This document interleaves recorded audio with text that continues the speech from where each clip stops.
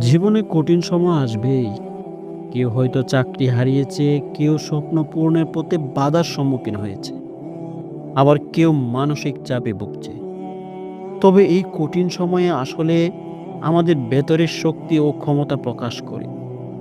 তাই হতাশা বা কষ্টকে জয় করার জন্য কিছু কার্যকর কৌশল প্রয়োজন।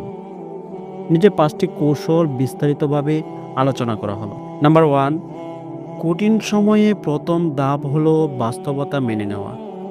কঠিন পরিস্থিতি অস্বীকার করলে তা আরো কঠিন মনে হবে।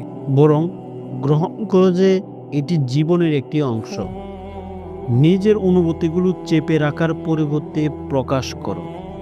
কারো সাথে কথা বলো, বন্ধু, পরিবার বা কাউন্সিলের সাথে। আবেগ প্রকাশ করলে মন হালকা হয় এবং সামনে এগিয়ে যাওয়ার শক্তি পাওয়া যায়।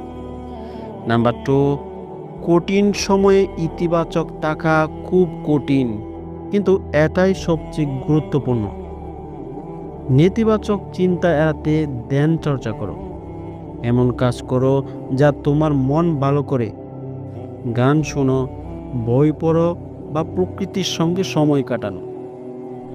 প্রতিদিন সকালে নিজেকে বলো, এটাও কেটে যাবে, সামলে নিতে পারবো।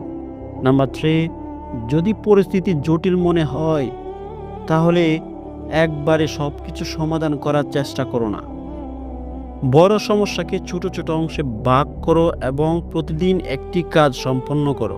একটি চেকলিস্ট তৈরি করো এবং সেগুলো একে একে সম্পূর্ণ করার চেষ্টা করো। দীর্ঘমেয়াদী লক্ষ্য বলে গিয়ে ছোট পদক্ষেপ নিয়ে এগিয়ে যাও। নাম্বার ৪, কঠিন সময়ে নিজের স্বাস্থ্যের দিকে খেয়াল রাখা অত্যন্ত জরুরি। প্রতিদিনের রুটিনে শারীরিক ব্যায়াম যোগ করো। এটি মানসিক চাপ কমাতে সাহায্য করবে। সুষম খাবার খাও এবং পর্যাপ্ত ঘুম নাও। মানসিক চাপ কমানোর জন্য প্রতিদিন ৫ থেকে ১০ মিনিট ধ্যান বা যোগ ব্যায়াম করো।